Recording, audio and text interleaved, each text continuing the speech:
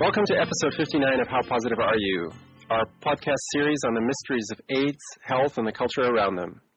I am Rethinking AIDS President David Crow in Alberta, Canada. Again, I'm with Elizabeth Ely in New York. Hi, David. Today, we're happy to have with us a pioneer of the early AIDS rethinking movement, Heal San Diego's Mark Gabrish Conlan. Gabrish. Sorry. Welcome, Mark. Welcome. I'm very glad to be here. I've been listening to these podcasts for years now, and it's thrilling to be on one. Mark Gabrish Conlan was born in San Francisco, California in 1953 and had lived in San Diego since 1980. He's been a journalist and activist in San Diego for over 30 years. He co-founded and chaired the San Diego chapter of HEAL, Health, Education, AIDS Liaison, from 1996 to 2012. From 1994 to 2012, he published Zenger's Newsmagazine, which regularly featured interviews and articles about alternative theories of AIDS, including cover stories on Peter Duesberg, David Rasnick, Charles Geschecter, Celia Farber, Stefan Lanka, and, of course, the late Christine Majori. He currently publishes on the blog zengersmag.blogspot.com and contributes to the local East County Magazine site at eastcountymagazine.org. And we'll put these links in the show notes. He works as a home caregiver and is legally married to his partner of 18 years, Charles Nelson. So welcome, Mark, to the show. And one of the things I remember about Zenger's News Magazine, that something that's still referenced to this day, was Christine Johnson's list of about 70 different reasons for a false positive HIV test. That was published in the mid-1990s, I believe? Yes, in 1995, we published the list of 64 possible causes of a false positive HIV test, including hepatitis, herpes, malaria, and flu. And it was a very popular article, although it also got its share of criticism, and for years reprinted it and used it as a leaflet for HEAL as well, because people have been given these numbers that the test is 99.9% accurate or whatever it is, and they really don't know that it can have a lot of false positive results, and a number of them are quite common infections, more common than HIV is said to be, even if you believe in the mainstream view. Well, let's go back to the beginning. You moved to San Diego in 1980, which was just about when AIDS started. The first papers were published in 1981. Did you go through a period where you were a true believer in this new viral epidemic, or were you always skeptical from the very beginning?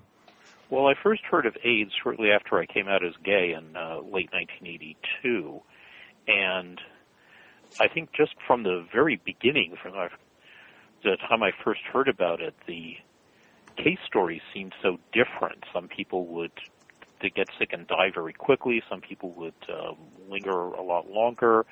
You know, some people would get one set of so-called opportunistic infections. Some people would get others. That it was readily apparent early on to me that whatever this phenomenon was, it had to have more than one cause. It had to be, you know, as they say in the biz, multifactorial, that it couldn't just be a single infection, a single disease, have a single cause, and a single appropriate treatment. So, in other words, you were critical from the start. Did you take any flack for that critical point of view, or were minds pretty open at that point? Well, in December 1982, we were still about a year and a half away from the infamous press conference at which, as I like to put it, HIV was politically proclaimed to be the cause of AIDS. So there was a lot of, I think, a lot of confusion in the community, a lot of, panic. People, were suddenly dying of these mysterious illnesses that young people in the prime of life weren't supposed to get, and there was this. Nobody really knew what was going on, and science and medicine didn't offer an explanation until Robert Gallo and Margaret Heckler had their infamous press conference in April 1984. And I remember in 1985 talking to a man I was dating and, listing all the reasons why I thought it couldn't possibly be a single disease caused by a single virus. And he said, well, what does it matter? And I said, what does it matter? If it isn't a single disease caused by a single virus, then science is looking in the wrong place for the answers. And, we could lose as much as 20 years, going down the wrong path before we finally find out what this thing is. And well, here we are 30 years later, 31 years later. I mean, I didn't realize it was actually being optimistic. Yeah. I mean, we're still, I don't know if everyone is, but I know that the mainstream is still going down the wrong path. And in fact, just down terribly, terribly wrong paths with calls for universal testing, the things that people were warning about back in the early 80s when they still had this delusion that we had civil liberties in this country.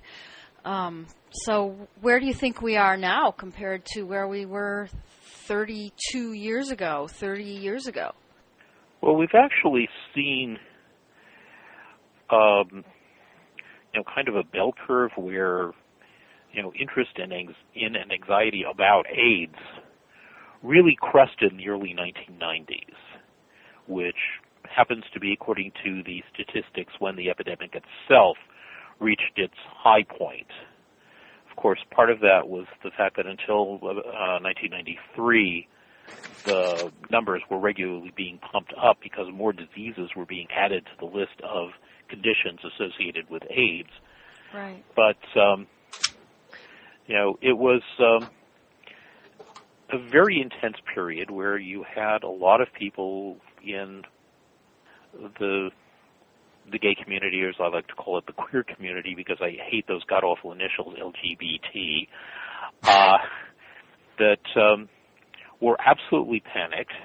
And, you're suddenly thrust in this situation where your best friends and your lovers are getting these horrible diseases and dying, and you don't know what is going on, and, none of the traditional places that people look to for answers about these things are offering anything. The religious community, or at least the religious right, is saying it's nature's punishment, that you're all sinners for being gay, and God is sending you all these horrible diseases as his revenge. And do you think that some gay men sort of internalized that when somebody said there's a fatal disease rampaging through the gay community, that they sort of accepted this as their punishment? Like, were they so thoroughly indoctrinated with anti-gay propaganda in their youth that they almost bought it? I think a lot of them did, and on an unconscious level, and some of them on a conscious level. John Lauritsen, in his book The AIDS War, has a marvelous passage that expresses this far better than I could, and saying that these were people who had not only constantly insulted their bodies, with recreational drugs, with pharmaceutical drugs, with various infections, including genuine STDs, with the antibiotic treatments for the genuine STDs, with this whole so-called party lifestyle, and also with a lot of internalized messages from society, and sometimes very direct messages from society. To this day, there are a lot of people in the queer community who have been rejected by their families. I don't want to talk to you. You are not part of our lives as long as you're doing this horrible, sinful thing. And that's got to have a tremendous impact when the people whose own sexuality literally created you say they don't want anything to do with you because of your sexuality. I think there's like a paradox here, or a dichotomy, or some kind of thin line that we walk in taking responsibility for what happens to our bodies. And so on the one hand, there's this, you're bad because you're gay kind of trip that people are being put on. And that, of course, is, it's just because of that trip they might be getting sick, of course. But there's also this guilty as charged part where, yes, it doesn't work, as Carrie Mullis has said. It doesn't work to put all these chemicals in your body, all these antibiotics, to stay up late every night, to do recreational drugs, to have so many thousands of sexual partners by the time you're even 30. And so there's this confusion between people who are religious, judgmental, or somehow have a problem with the fact that homosexuals exist at all, and the dissident community, which has sometimes been confused with that what we're saying is not you deserve this because you're gay, and we don't say that anyone deserves it, but on the other hand, you have to be honest about what you have actually done to your body yourself, both psychologically and physically, to take responsibility. Well, I think that's a subset of the problem that alternative health advocates face generally, that, the mainstream medical community, and this is not just about gays, not just about AIDS, but about everything, have channeled the whole idea of disease as something from outside, something that is fighting your body and that you have to fight back.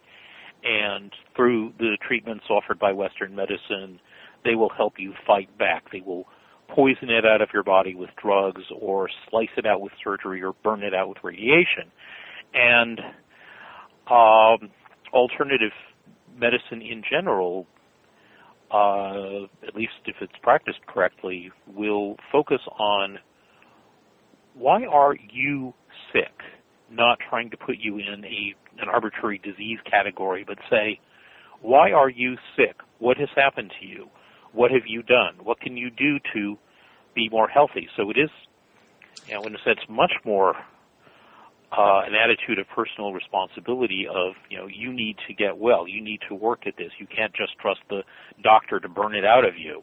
Yeah. The fear here that I have about it, which is justified after 20 years of activism in this, is that people don't take to that very well. I mean, they're really, if they are people who grew up with a lot of shame, who have suffered a lot of persecution, the last thing they want to hear is, the first thing they do want to hear is, you were just standing there, you were totally innocent, and a virus landed on you. And it's really not about guilt or innocence. We all do what we do out of the experiences we've had and cover up the pain that we've had. I mean, everybody has those patterns. But it just seems like taking responsibility is the antithesis of this very comforting myth that you're a totally innocent, beautiful, angelic gay man, and this virus just viciously attacked you, and now you can tell this victimhood story. The medical paradigm reinforces the victimhood story. Although, in a sense, the mainstream AIDS paradigm also reinforces the "it's your fault" story. That, one reason that HIV, the myth, has survived as long as it has, is that it works both for the queer community and for individual gay men, to say, well, it's not my fault, it's a virus, as you suggested. Mm-hmm. And at the same time, it allows the radical right to say, there's this horrible virus that threatens all of humanity, and it started in the gay community, and it's their irresponsible sexuality that has spread it. So the myth really serves both sides. And as David just pointed out, a lot of people internalizing that as well. Well, I think that the gay community had a choice, and I've said this before. They could have blamed their lifestyle, the drugs that had become part of the lifestyle in the newly liberated cities of America in particular, or they could blame their sexuality. They were having too much sex with other people, and it's incredible to me that the gay community blamed their sexuality. I think it's pretty obvious if gay men didn't have sex, then there couldn't be a sexually transmitted virus. And if it's embedded most deeply in the gay community, that would imply that gay men were having, quote, too much sex. So why did the gay community decide to blame their sexuality and ignore the problems with abuse of poppers and other drugs? Okay, first I would say not all gay men ignored poppers and drugs. I mean, before the U.S. government politically proclaimed HIV to be the cause of AIDS, there was a robust debate in the community as to whether that was going on, and drugs were considered one of the main causes, and that was how right. People like John Lauritsen got into this, and Hank Wilson was Lauritsen. Wilson, yes. Yeah, but I think the reason people latched onto the HIV model in the gay community and why it quickly became the orthodox view was, number one, it did, in a sense, largely absolve the community and individual gay men of a sense of blame. And number two, it came from the authority that queers have always appealed to when they were faced with these unremitting attacks from religion, and that is science. That it came from the official arm of the U.S. government charged with scientific research and finding out about new diseases and what causes them. Right. And it came with the full imprimatur of the scientific community. It wasn't until 3 years after Robert Gallo's press conference that Peter Duesberg published his first article. Until then, there wasn't any public critique of the science behind the proclamation of HIV as the cause of AIDS. So during those years when everybody was so panicked about, what is this horrible thing? What is the cause of it? What can I do about it? What can I do to keep from getting it? What can I do if I do get it? And suddenly, somebody had all the answers, and it was the somebody that gay men had been conditioned to believe would be the people who would justify them in the face of the religious attacks, just as they had lobbied the American Psychological Association to delist being gay as a mental illness, which they had. That was the place where gays are used to looking for validation against the attacks of religion. So, in other words, they had looked for this kind of validation from an enlightened scientific source. They had really sought out this kind of validation for a long time. Correct. I mean, the religious institutions weren't going to change, although eventually some of them have. But it was, when you've got a bunch of people saying, we're the priests of the Bible is the Word of God, the Bible says you are sinners, you are going to hell, and a society that tolerates you will become corrupt.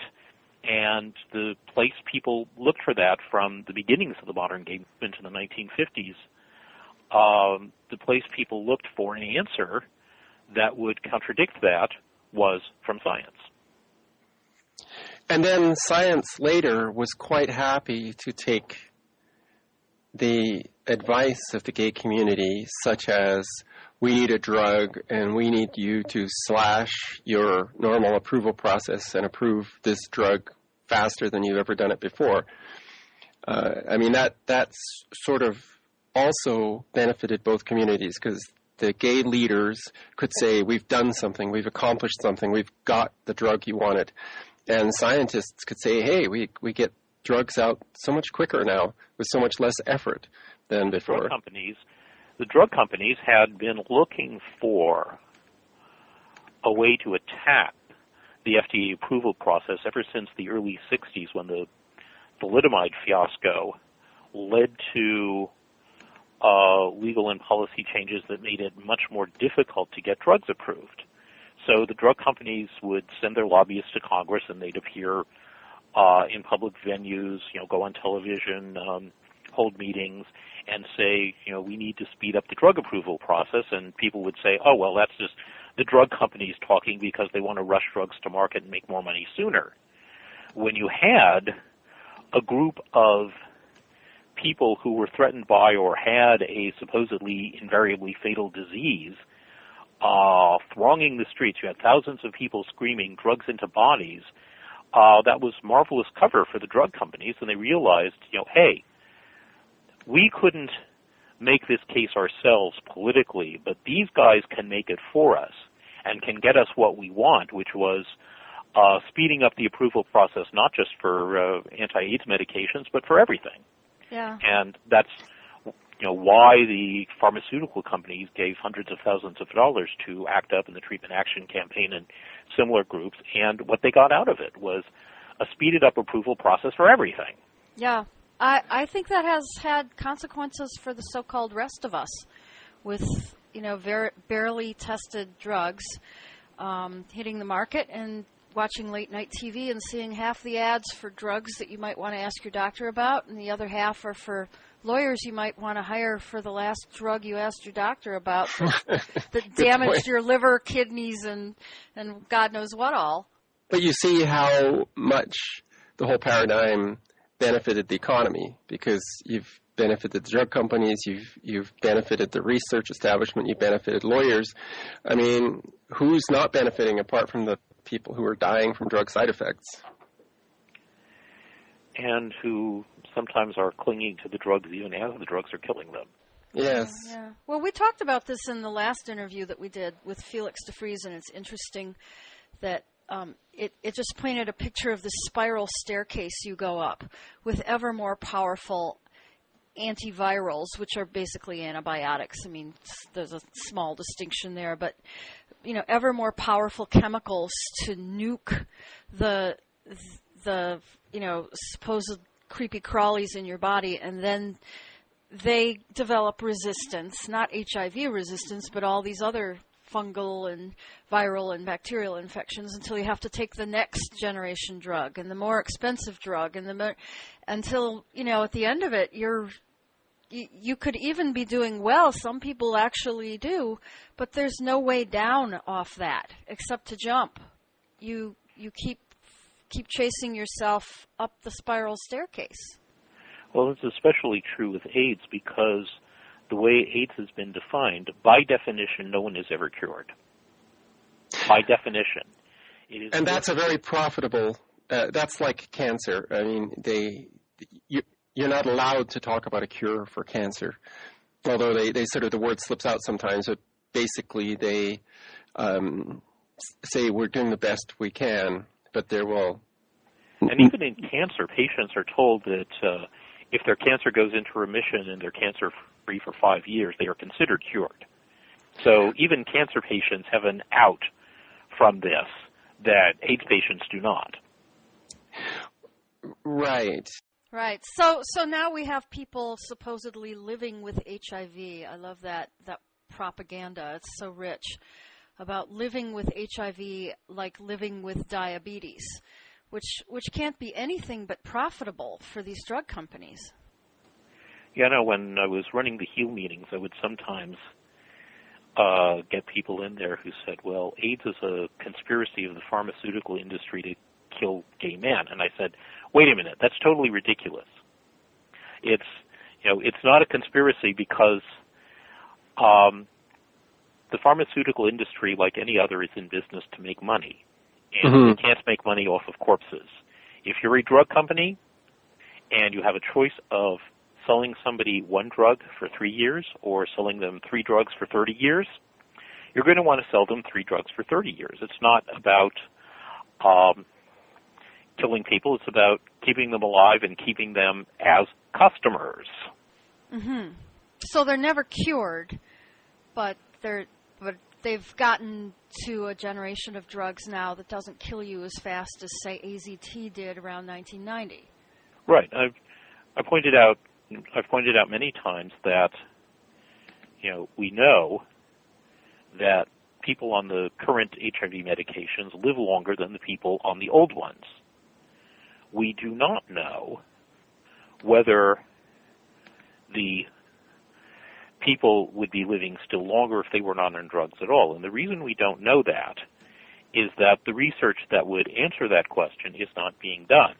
Right. Because the AIDS establishment learned its lesson in the early 90s when John Hamilton's VA study and the Concord trial on AZT slipped out, And there was actually scientific evidence in peer-reviewed journals that the people who started AZT sooner got sicker and died sooner. Yeah. Well, they decided after that it was unethical to have a placebo group.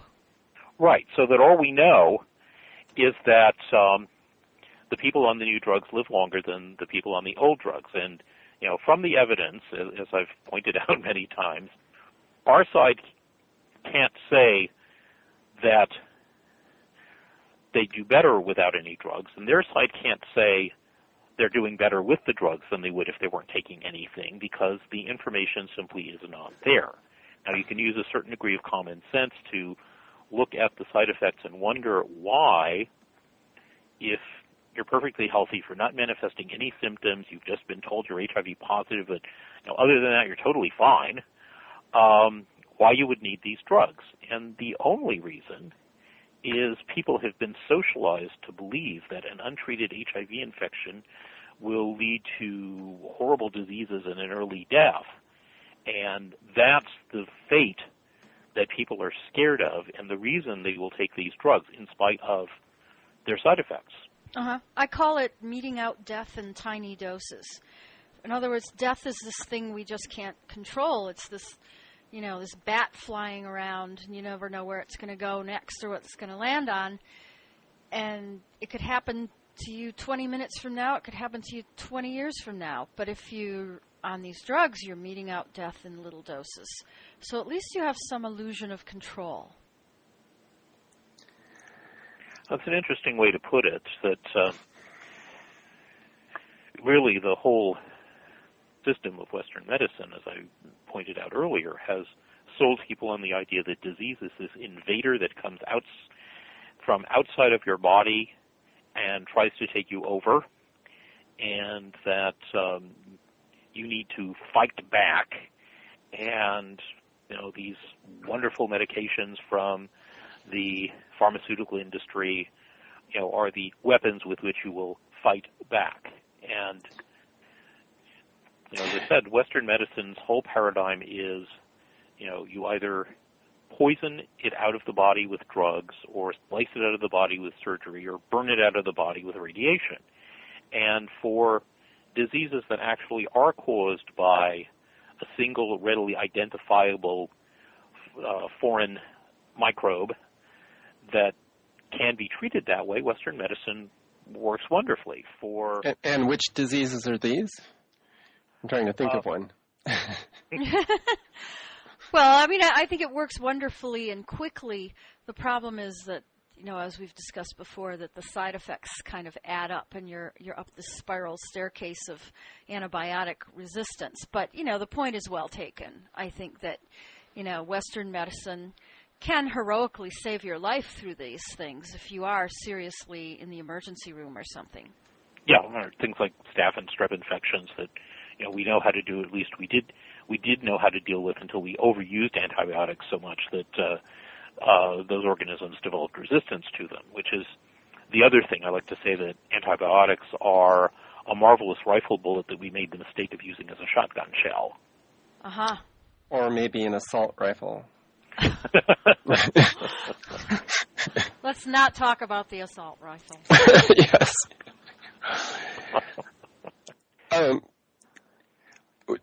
What are some of the places where AIDS is going now? Well, first of all, what do you think the gay community thinks about AIDS? Is it kind of like starvation in Africa? You throw a little money at it once a year and feel better and then forget about it? Not even that. It reached, kind of its peak of trendiness in the mid-1990s, and then largely due to the success of the establishment in propagandizing that it is now a chronic manageable condition, that the interest in it in the queer community has really receded a great deal until, now it's hardly thought of at all. But I remember having the experience of walking in to a coffee house and greeting a couple of friends of mine who were working on a benefit event and were trying to decide who the beneficiary should be. And the two groups they were considering were both groups that work with the at-risk queer youth. And I thought, they're not talking about doing this for an AIDS charity. That is a major shift in the queer community and its preoccupations, that, you know, precisely because we've been told it's now chronic and manageable and there are drugs for it and people can live just about as long as they could otherwise, it is, you know, faded from the political and charitable consciousness of the queer community to a point where it virtually doesn't exist. It's still kind of a dull ache out there, and that actually matches the numbers. That AIDS long since ceased to be epidemic, even though the establishment still uses that word. It is now, if anything, endemic. A certain number of people in the population have it.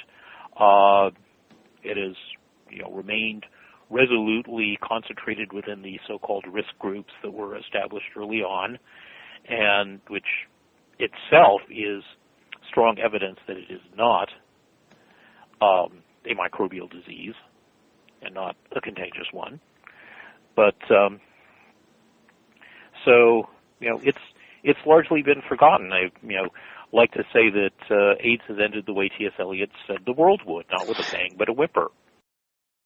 Well, just to agree with you there, that I heard or read at one point that a hysteria can only last a maximum of about 13 years. I don't know where they get that statistic, but according to that, the AIDS is way past its due date and was as of about the late 90s. And we've kind of moved on to other things to be hysterical about, you know, terrorism and Islam and things like that. And this has caused a lot of a lot of trouble with the AIDS agencies, the AIDS activisms that are, you know, calling it complacency. I mean, for about 10 years now, they've been lamenting the complacency. Oh my God, you're going to get this dangerous disease if you don't take this seriously. But on the other hand, with Clark Baker dragging them into court with OMSJ on these HIV criminalization cases, they're suddenly getting the idea that, oh, it's not that dangerous that you need to go to jail for it. So they're sort of squeezed here. It's kind of an interesting comical situation they've gotten themselves into. Yeah, I'd like to say that there's a split between what I call the treatment wing and the prevention wing of the AIDS establishment that started shortly after the Vancouver AIDS Conference in 1996 when the protease inhibitors were announced. And the prevention wing, the, you know, part that goes out and has these safer sex campaigns and says basically that, you know, sex in general and gay sex in particular has become so horribly dangerous that it should no longer be practiced in its natural state, that, you know, that you need condoms, you need what they call barriers against your partner, which is a fascinating term, that, you know, you're supposedly sharing the most intimate physical thing you can voluntarily share with another person. You have to put a barrier between yourself and them.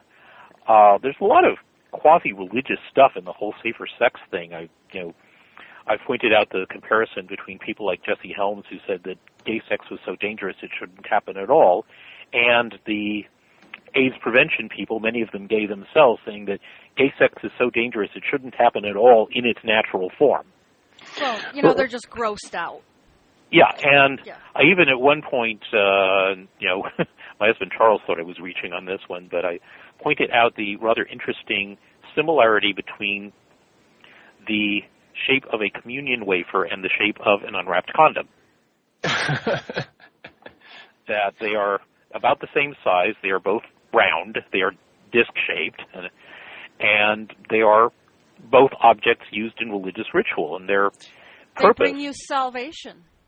Yeah, and they have magical properties because a condom has pores much larger than HIV, and yet HIV can't get through it, so it must be magical.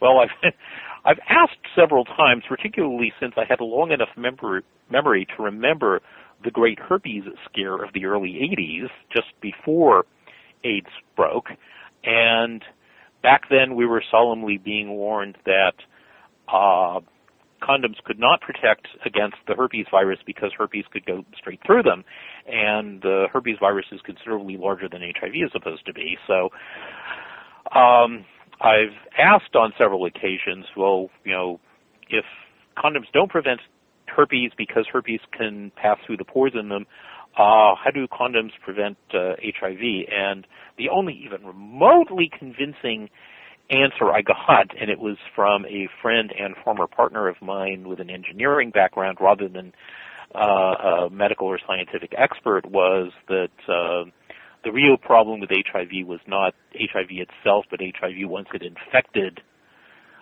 sperm cells, and that it transmitted as a kind of it was kind of carried in via the sperm cells. That he had absolutely no scientific rationale for that. It was just an educated guess on his part, but it's not very convincing, but it's more convincing than anything I've heard from the actual establishment. Which would mean that there was no HIV in the semen except what had infected the sperm cells, because if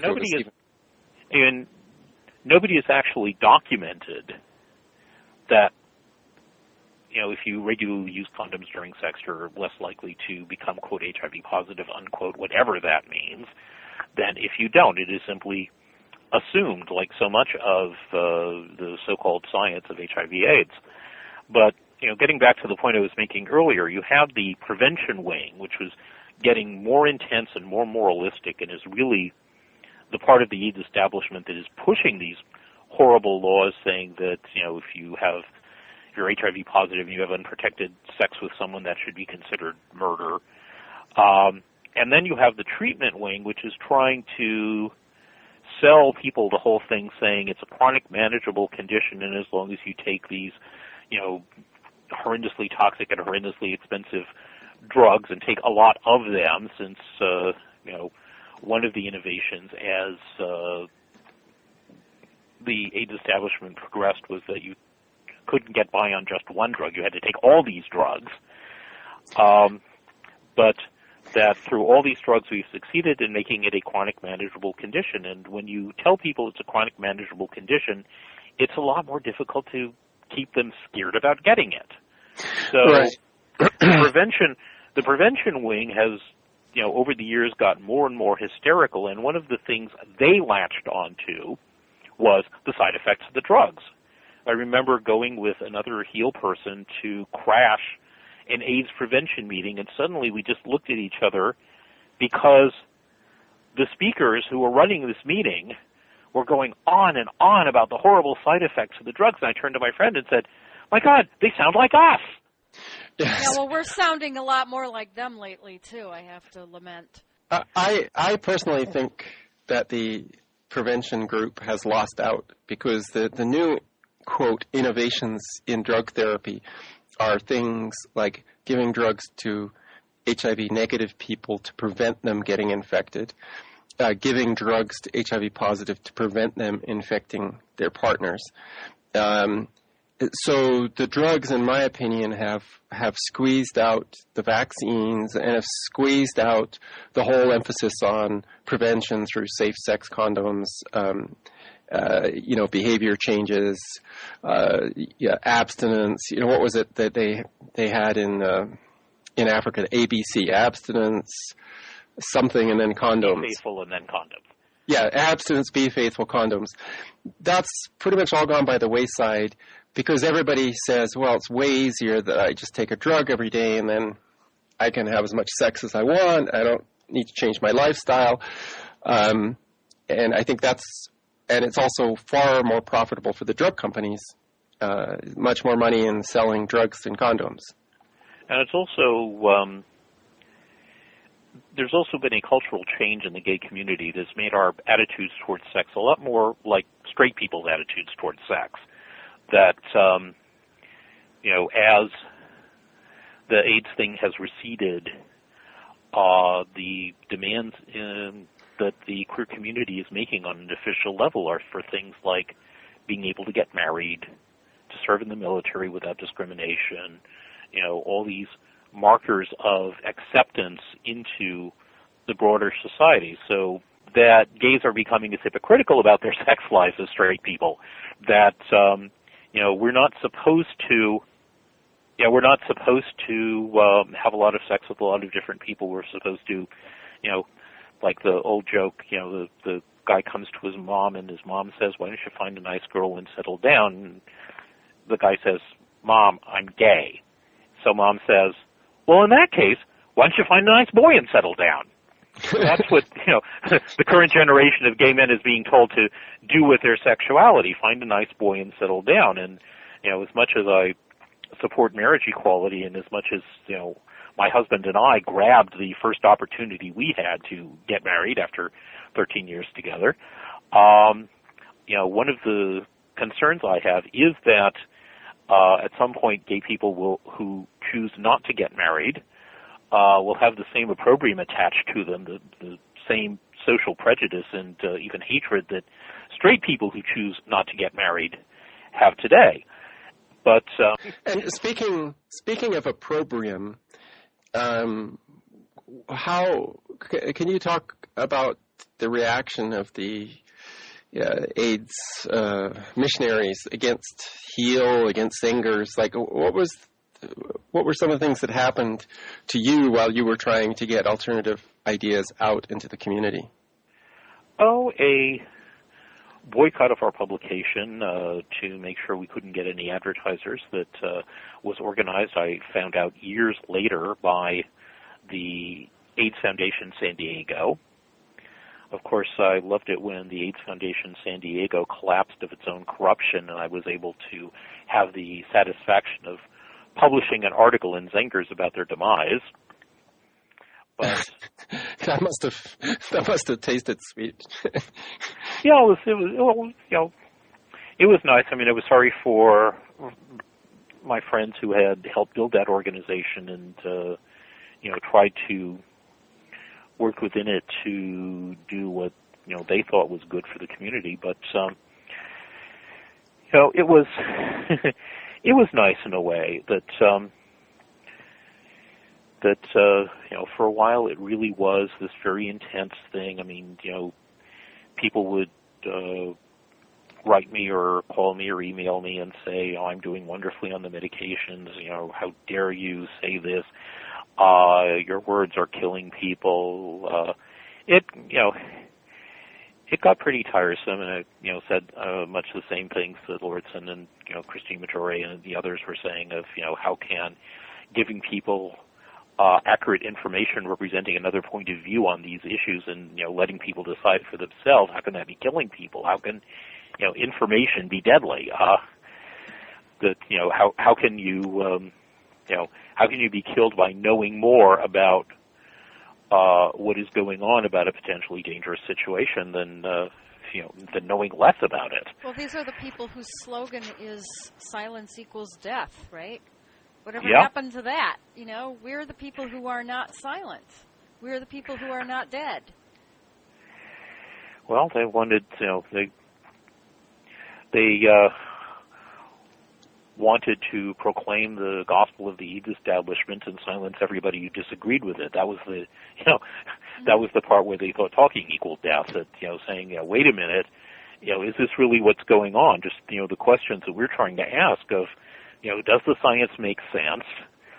Could there actually be a virus, even that does all these horrible things? Even if there could be, is this it? Is this where this is coming from? Is it something else that we should be addressing instead of obsessing about this virus, which may or may not even exist, and even if it does exist, can't possibly do all these things? I mean, one of the great scams of the AIDS establishment is that they've got this perfect positive feedback loop where if you're on the AIDS drugs and you get better, they say, oh, the drugs are making you better.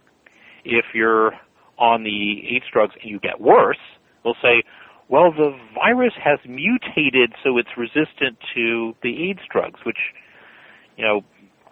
strikes me as particularly bizarre because, as Peter Duesberg once told me when I interviewed him, this is basically the 90-pound weakling of viruses. It's got only so much genetic information, only, about 9,000 base pairs, DNA letters in the DNA alphabet, and it's like, building a virus is like creating a computer code. If you want a program that will do word processing, you have to write a certain amount of code. If you also want it to do spreadsheets, you have to write more code. If you want it to do graphics, you have to do still more code. And the point that Duesberg and Rasnick and the other scientists I interviewed were all making is that this is a very small virus. It doesn't have that much code. It has pretty much only a little more than the basic code that tells it how to be a virus, how to enter a cell, infect the cell, and use the cell to replicate. And if that code gets screwed up, if the virus mutates so that any of its basic code on how to be a virus gets garbled, then it can, I think as Rasnick put it, no longer orchestrate the synthesis of a viral particle. In other words, it's dead. Yeah, he told me that too. If it's mutant HIV, it's either not HIV or it's dead HIV because it can't do anything. The one other explanation, which is also pretty cute, is called immune reconstitution disorder or immune reconstitution inflammatory syndrome, both cute acronyms.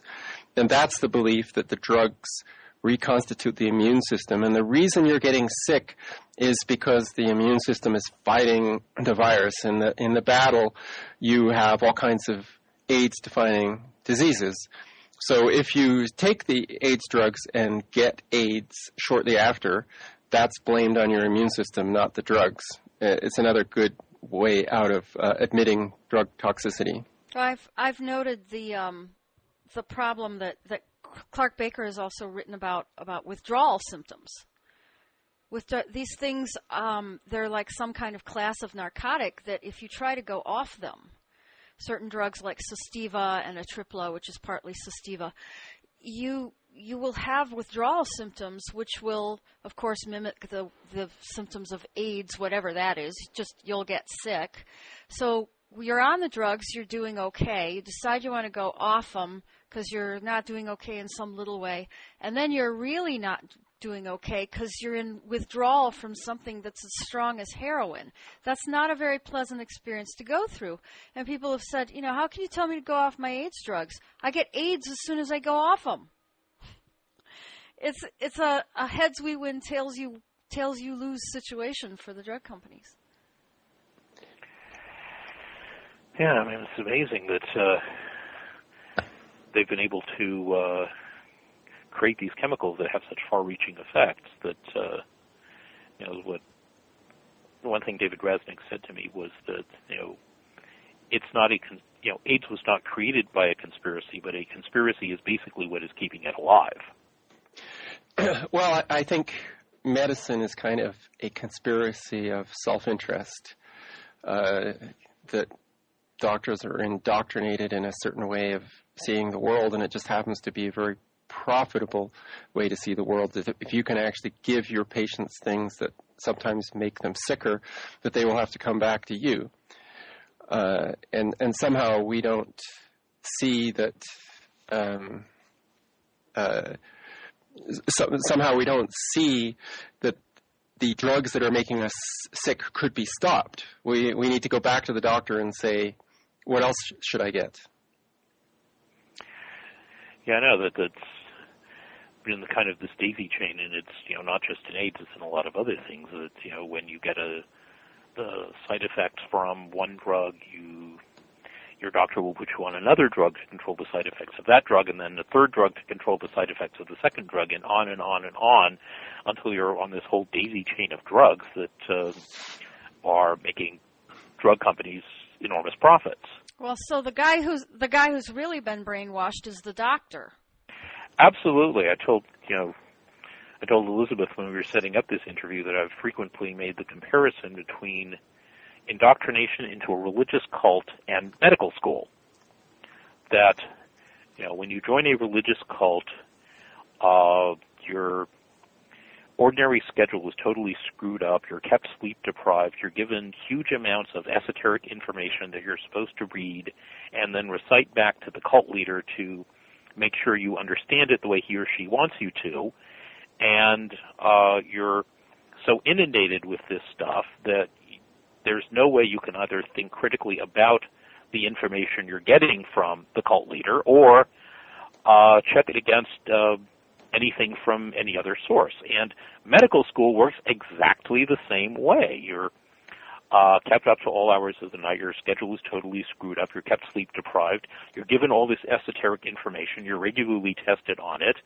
And this doesn't allow you the chance to think critically about it, let alone the chance to seek out information from any other sources. And when doctors have, licensed MDs have investigated alternative health disciplines and got interested in them and seeing, maybe Western medicine doesn't have all the answers. Maybe if I study these other disciplines as well, I can help my patients. They get really dumped on by the medical establishment, and sometimes they lose their licenses over it. Mm-hmm.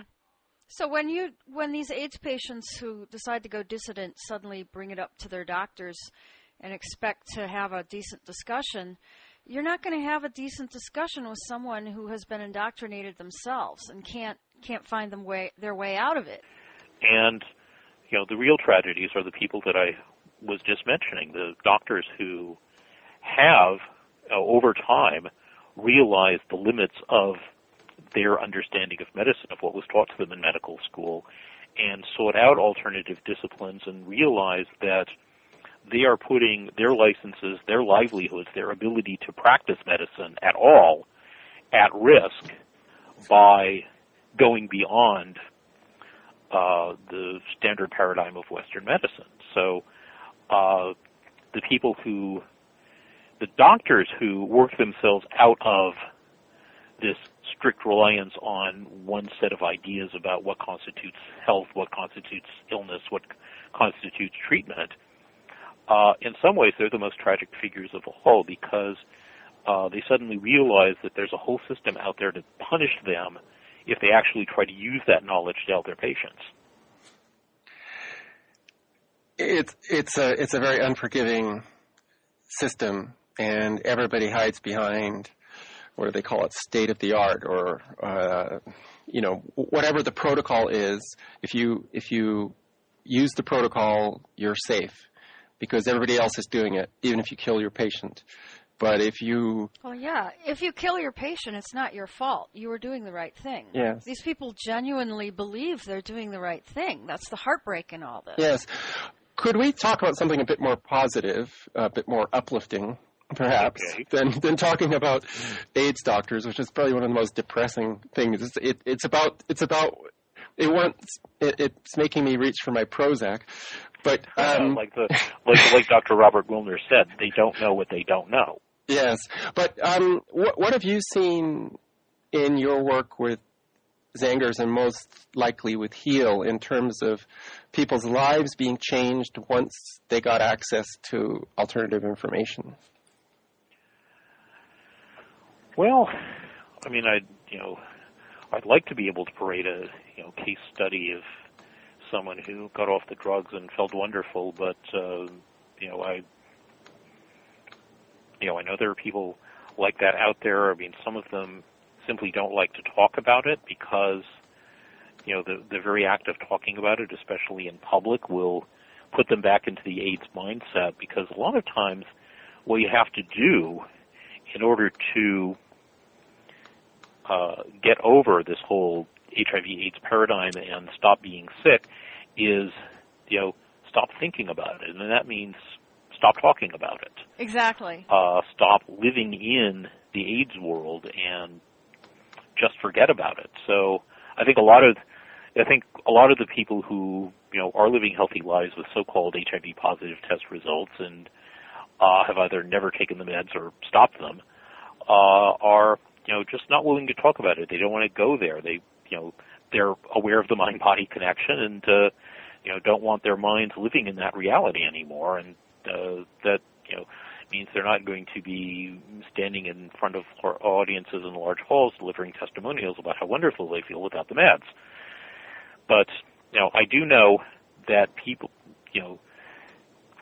particularly people who are genuinely ill, are involved in the Western medical treatment system for things that are genuinely wrong with them, have to fight this constant guerrilla battle to get treated not for the HIV myth, but for the things that are actually wrong with them. Exactly.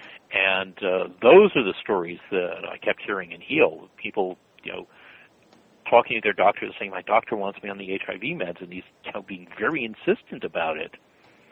And, I keep telling him that's not what's wrong with me. Just treat what's wrong with me. And they said, no, you have to be on the HIV meds. That's what's wrong with you.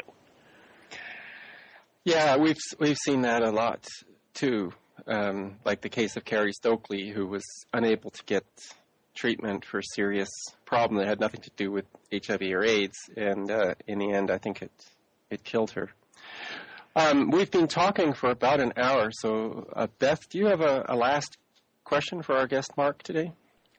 Just his thoughts on what the next step is, and I assume that it's what we've been talking about just now, which is how can we help people get that kind of help that they actually need? In other words, atheism is rather uninspiring.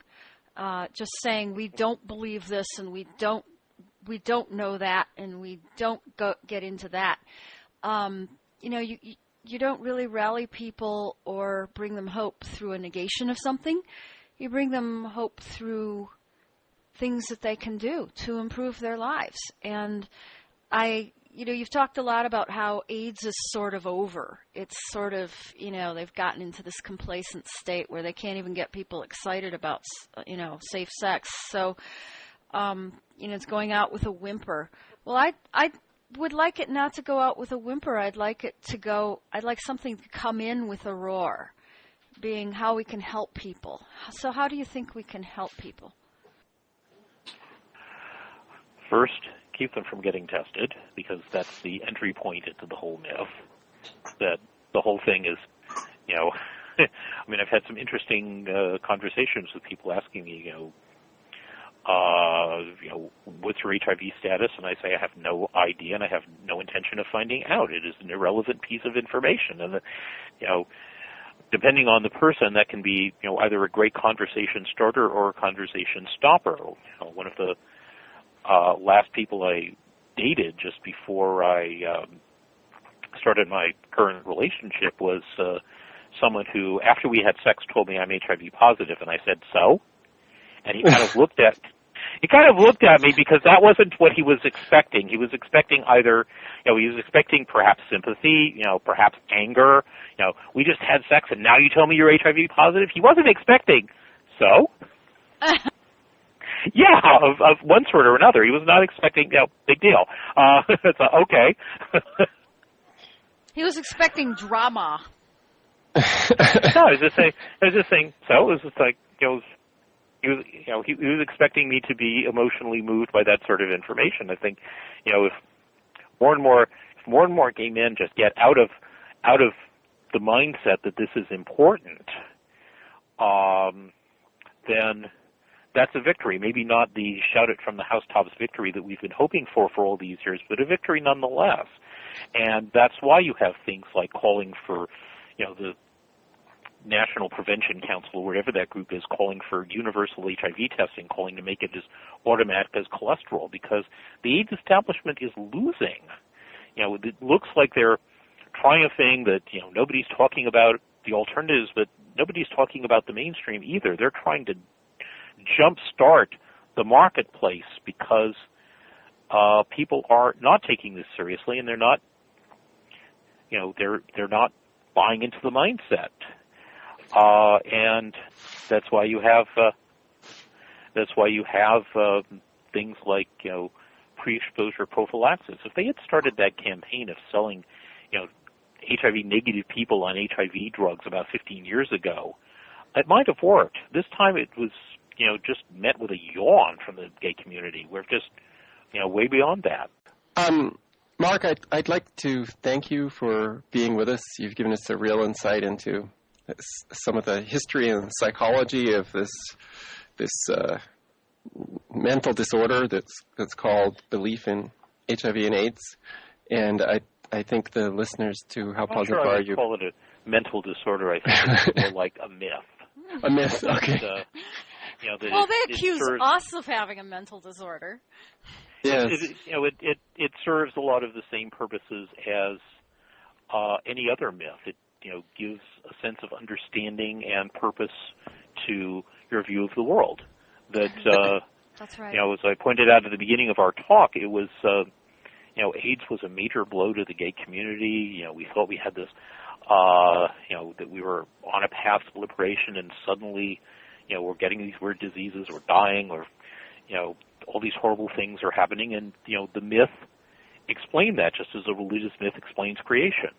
It said, okay, this is what it was, this is what you can do about it, and whether it's true or false in a scientific sense, doesn't really matter. The point is the power of the myth to explain life and make things seem coherent, make things seem like there actually is an order to this, that it wasn't just a random happenstance of a lot of people doing a lot of very negative things to their body at the same time, and getting sick from it. It was there is an order and structure and purpose in the world. That's what a large part of the function of religion is, and that was a large part of the function of the HIV/AIDS model to the gay community, to give a sense of order to the chaos that AIDS had thrown us into. People seek a meaning for their suffering, for their pain. They really do. Exactly. And this gave it to them. It gave it to them, unfortunately, in a false sense, and one that's been very destructive to a lot of people in terms of leading them to take drugs that are actually killing them faster. That's very profound. Thank you. Yes, thank you very much. And thank you for being here, Mark. I've been following your work for 20 years, and thank you. It's really an honor to be able to question you on these things and get your input. Okay, great. And good luck with the show, and keep going. Oh, we will. Thank you. Thank you. Right. Yes, I'd like to say a few words for How Positive Are You, if I may, David? Go ahead. Okay. We've been getting a lot of feedback. We didn't, unfortunately, get some this week, but and a lot of people have told us that this information has changed their life.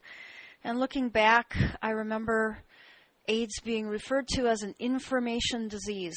It comes from a lack of information, or a substitute of certain kind of information for what we really can know is true. A lot of scams are going on, a lot of drug side effects, alternatives, even how our bodies work. People just don't have that information, and in the vacuum comes this thing called AIDS.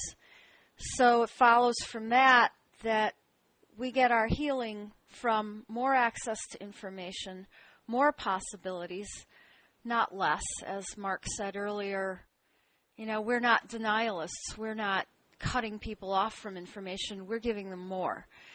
And once you start spreading information, you never know where it'll land. It could land on pregnant women in trouble. It could land on parents of babies at risk of testing positive, gay men, doctors, nurses, and medical students. There have been quite a few who have come forward. Thinking people who need to feel that they're not alone in this crazy world, or it might even land on someone you love.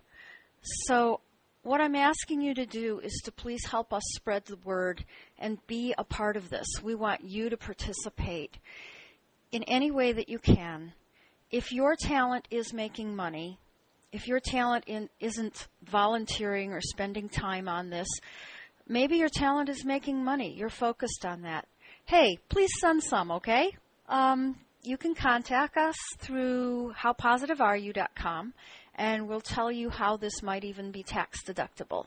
We're looking to grow this podcast, this series, grow our activities within the dissident community, and really reach a lot more people. If you're inspired by that, please help. Thanks. Thank you, and thanks to our audience for listening and for all your feedback. Thanks to Mark for being our guest, and thanks, Elizabeth, for being my co-host, and goodbye to everybody. Good night.